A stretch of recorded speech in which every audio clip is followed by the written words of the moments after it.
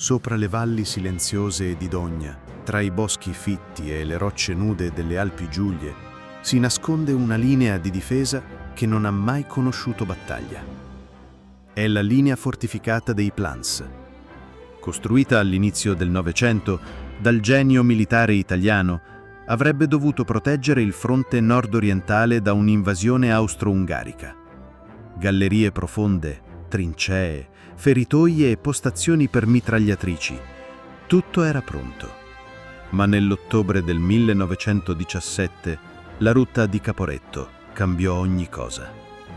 Le truppe italiane si ritirarono in fretta, lasciando queste opere complete ma inutilizzate. La guerra corse altrove e questa linea restò sola, silenziosa, in attesa di un nemico che non arrivò mai. Oggi, chi percorre questi camminamenti immersi nella natura non trova solo cemento e pietra, trova il peso di una memoria sospesa, la testimonianza di una guerra preparata con paura e abbandonata con urgenza.